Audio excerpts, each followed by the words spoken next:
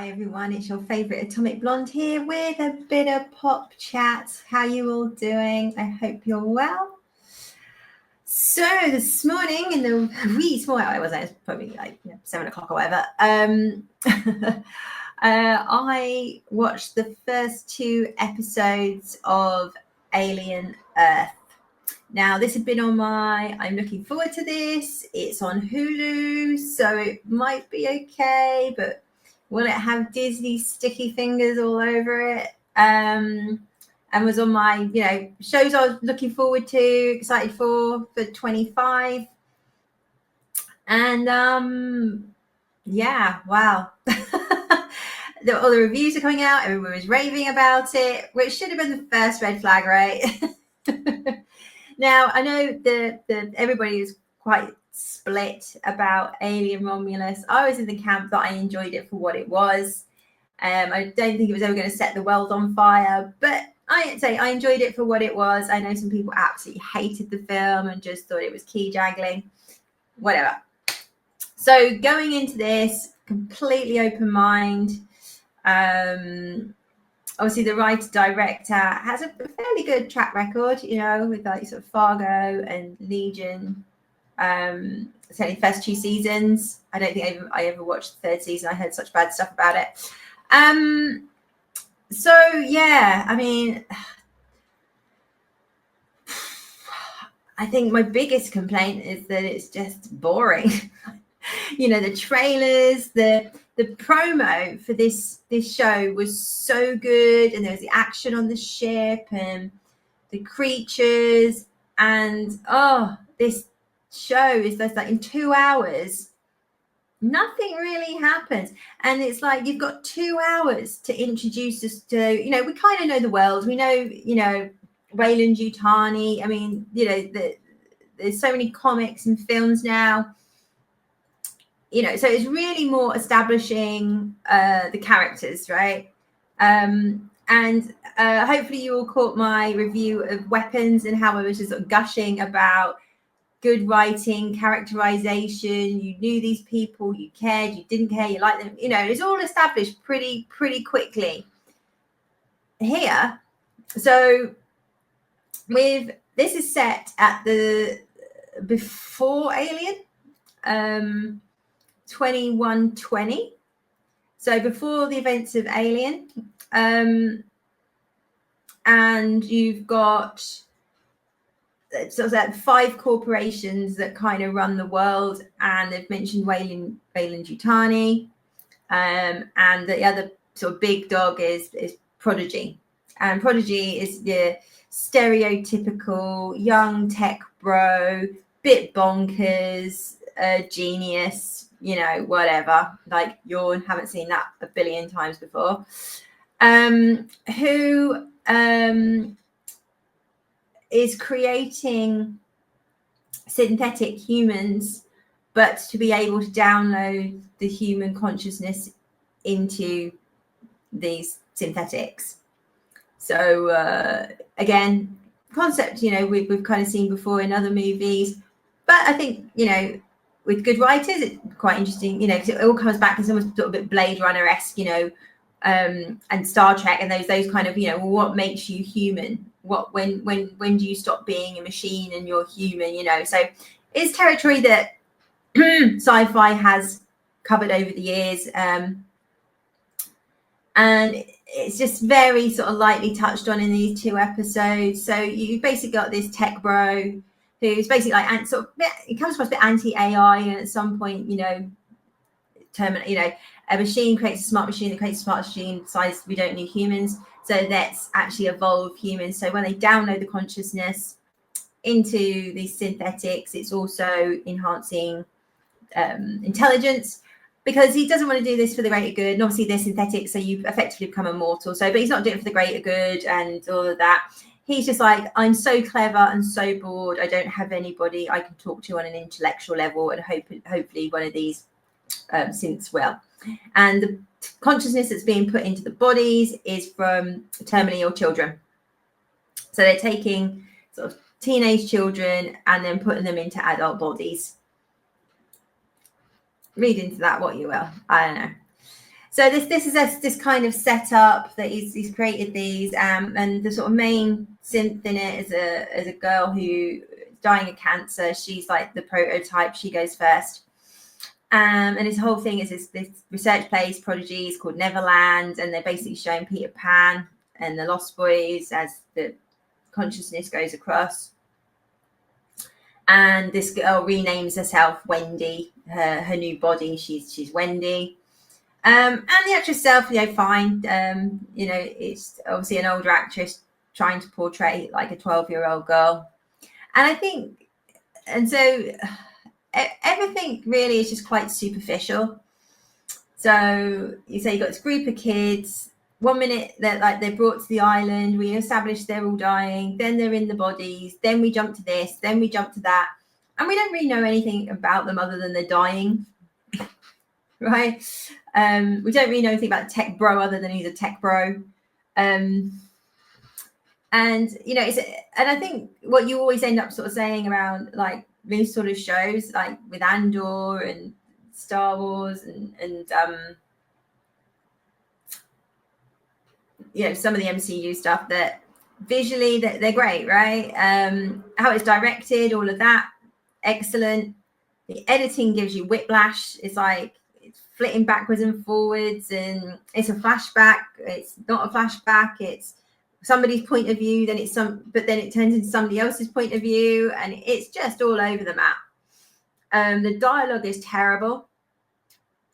There's so much ham-fisted exposition.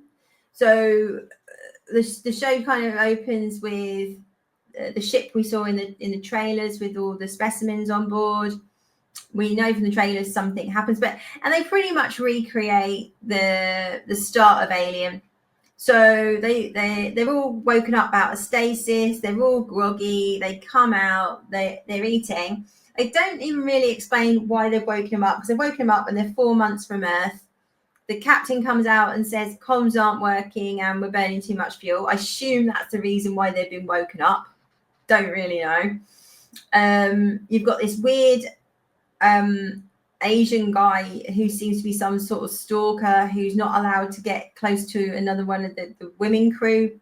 And you just see him look at her in a cryo tube. All a bit creepy. Don't really know what's going on there. But it's literally just a recreation of, everybody being a Bants, and one of the guys has got him started, even looks a bit like Dallas, and it's just like an unnecessary recreation of Alien. I don't know if it's like all the Wayland Utah, they all look the same, whatever. I don't know. It just felt a little bit. And again, we're introduced to this crew. They're 4 months from Earth, and then the next thing, like, they're all dead. And there was a bit that was in the trailer with the girl knocking on the door to be let into the room where Mother is, and clearly the synthetics in there. And we saw a lot more in the trailer. There's like when she was like being attacked and run around and attacked by the alien. You barely saw it in this at all. And the editing again was bad. So it just seemed like she was just like, oh, let me in. Please let me in. Like, because in the trailer, she came across as like really terrified. So I don't know what's going on there.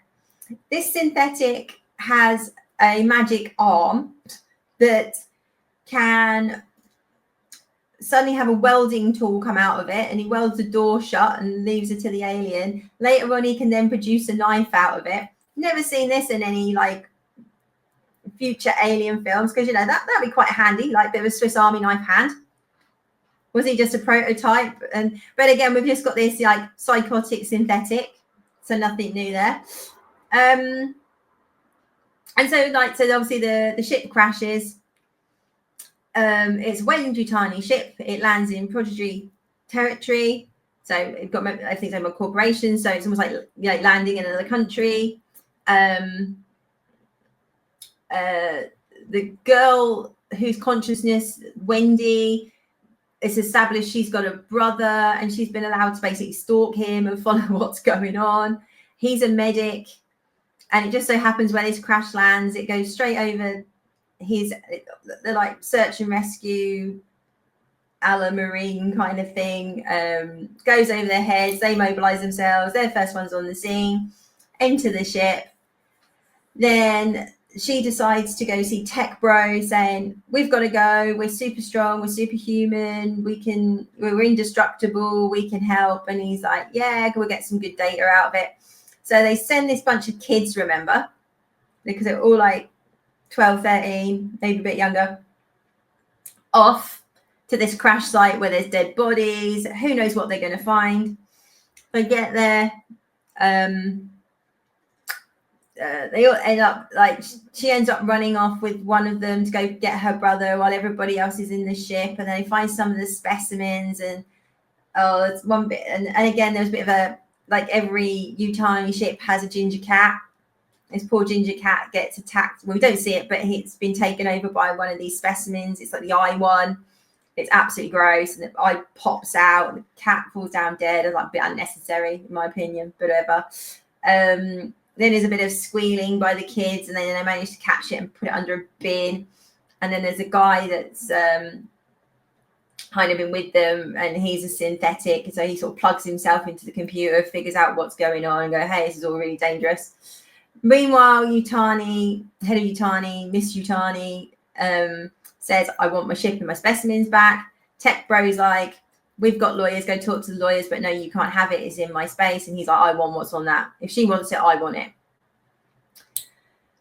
Wendy manages to find her brother, after he's sort of gone. He's been like running around with a couple of the search and rescue guys, because he's like the medic, as I said. And those jumping across, there's like a gulf, and they like jump across this gulf, like not even thinking about how they're going to get back, and then you just do it. And as he goes to jump, he sort of senses something, and then the alien's behind him, so then he ends up jumping and missing and falling, doesn't hurt himself. And it's like the first time you sort of see the alien, and then so he's running around trying to get away from the alien. He then catches up with some other search and rescue guys. They knock on the door. There's like this party happening, and they're all dressed in sort of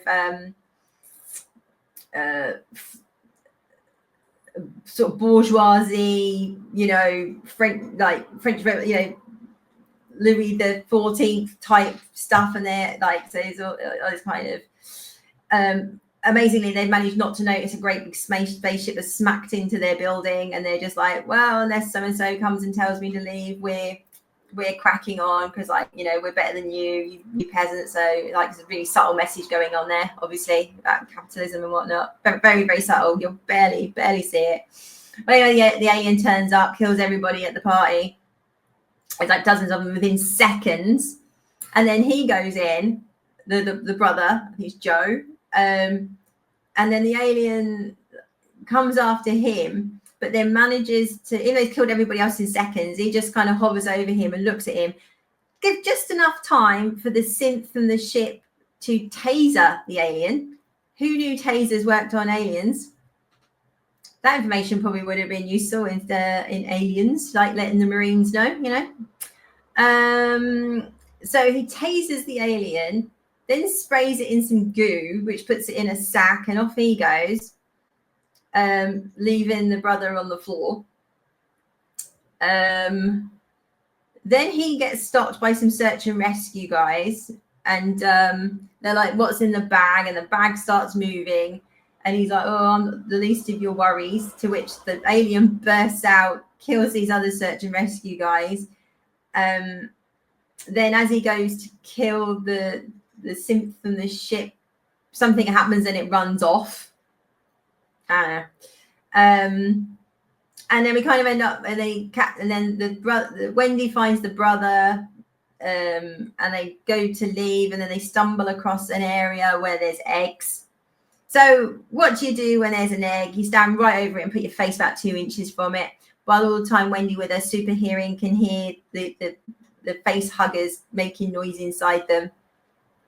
And then he sort of stands back as this thing starts to, do its thing. And then the alien comes from nowhere and grabs him and whips him away. So we assume he's going to be cocooned somewhere, because at this point the alien has just killed everything in sight. So who they've been cocooning to or how it's managed to lay some eggs so quickly, and also the xenomorph that we're seeing doesn't look like a queen. So I don't know, whatever. And that was it. That's pretty much it. So we didn't really get to know anybody. So I can't remember most of the characters' names. It just plodded along. Didn't really establish why we should care about any of these people. The search and rescue guys, I literally cannot tell you any of their names. Like I say, I think the sisters Wendy, the brothers Joe, I think, and that's about it. I honestly, I'm like, you got a bunch of like people, and like they come into the ship, and obviously there's dead bodies everywhere, and they're like, oh, something a bit weird's going on here. But rather than saying, let's maybe like, let's get out, reconvene, get a plan, or get some actual soldiers in here. No, they like, let's follow this blood trail, see where it leads, and there's like this reference around, let's forensic Agatha Christie this shit. I mean, I know like 100 years later, we're still talking about Agatha Christie, but you think they could have brought it up to like a modern writer now who does, detective novels, and they'd quote them, right? It's like, what? So, yeah, it was like you didn't really see a great deal of the alien. You haven't really seen a great deal of what's on this ship yet, other than the eye sucker. Oh, and these kind of bugs. So the synthetic captures two of the search and rescue guys and ties them to a pole, and these bugs basically come. They're like, there's some sort of like alien leech thing. So they start draining their money, and this thing just grows and grows and grows until it has a great big like sack of blood on it. And they're just sort of left there to die. And yeah, again, no idea. Can't remember the names. And why do I care? So I think massively disappointing is the summary of all this, guys. But I'd say the biggest complaint is it was just boring. Nothing really happened. A few good action scenes. In the main, the xenomorph looks quite good, apart from when they put in some CGI, and you go, oh, okay, it looked much better with the practical effects. I really hope it picks up, and we get a bit of characterization, like we learn a bit more about these people, and again, why should we care? And why are they so dim and uninteresting? Just because they're kids doesn't make them, uninteresting. And you got one who wants to be a scientist, who thinks it's a great idea to stick his face right in like one of these alien things that like whatever. So yeah, the dialogue is ham-fisted. Like there's just like, here, let's just explain this in a really naff way. So as I said at the beginning, like they recreate the alien scene. You got your two like your grease monkeys, and one of the guys is explaining like he didn't do social studies, so he's explaining how the world works and why we've got these 5 corporations. You're like, what? How has this guy even got a job if he doesn't know how the world works? And you're letting him loose in space.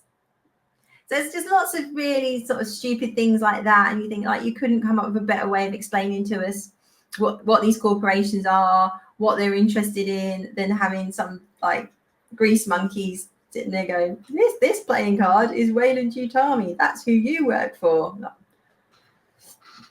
Yeah, I hope it gets better. I really do. We need some action. We need some like through storyline, and we desperately need some characterization.